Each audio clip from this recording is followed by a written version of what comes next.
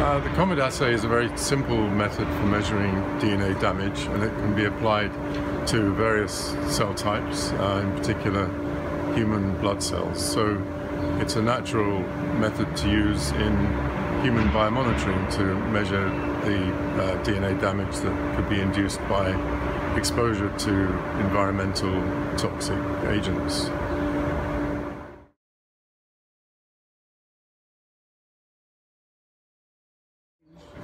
We decided some years ago that it would be a useful exercise to collect together as many of the comet assay data as possible from biomonitoring studies, so that we could do a pooled analysis to find out what were the baseline levels of DNA damage in a normal human population, and then to look at the variables that can affect the level of damage measured in different labs.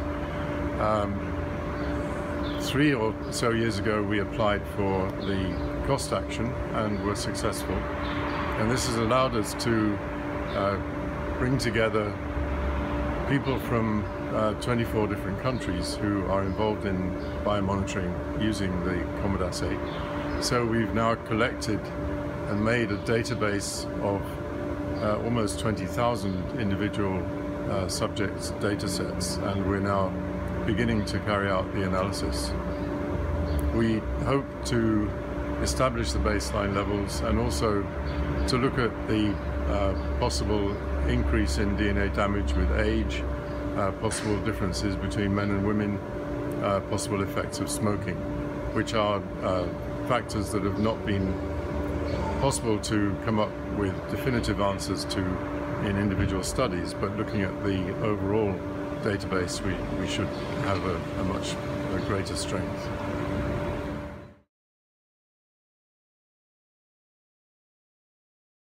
We intend to produce standard protocols or standard operating procedures, which we hope people will adopt, and that should reduce the variation in results between different labs that has been a serious problem up until now.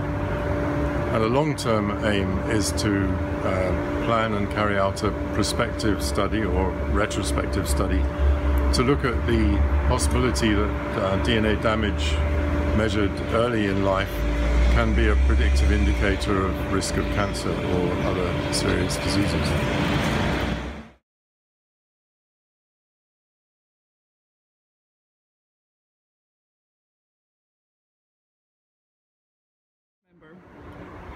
Thank you very much. First, I started to use comet assay maybe nearly 20 years ago. I learned this technique in the laboratory of Diana Anderson, and after that we started to use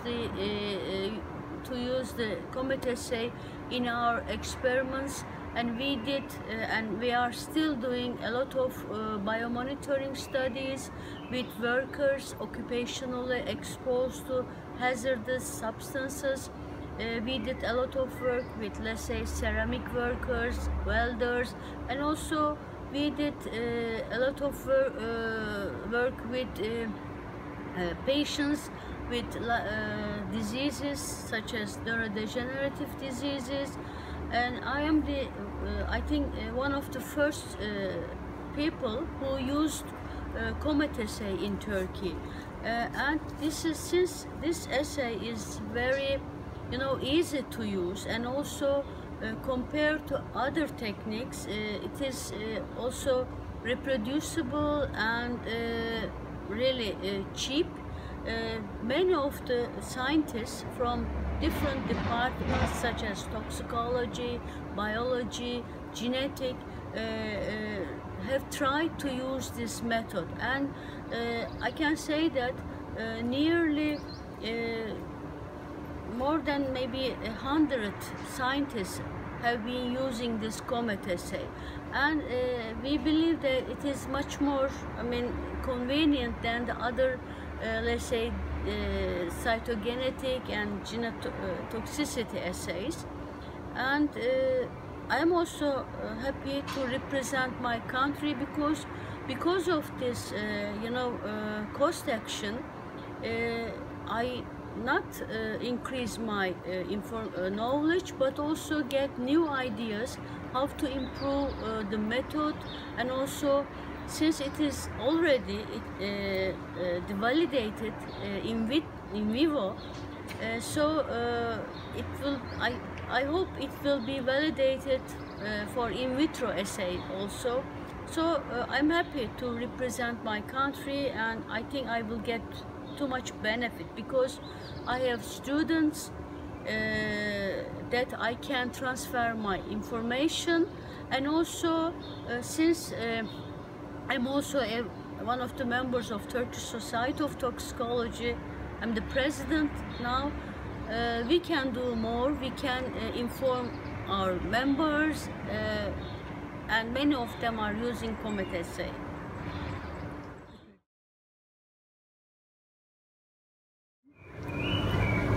So the experience with this cost action is really something very special for me.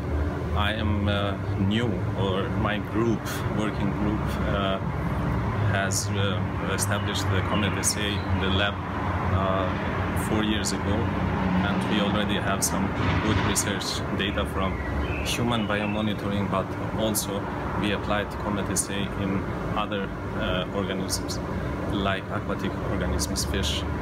Therefore, this was at the same time a big advantage for us to establish an assay which is widely used, and always having the support from people who have very long experience in this comet, and meeting them in this occasion here.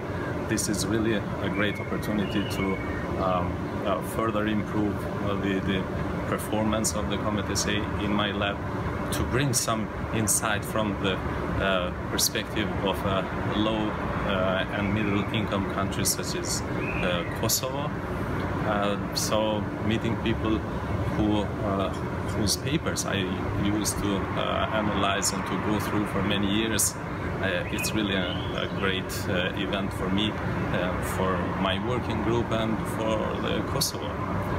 I'm also happy that from the time when I was, so my request was approved to become an observer here, the status of my country toward the cost improved.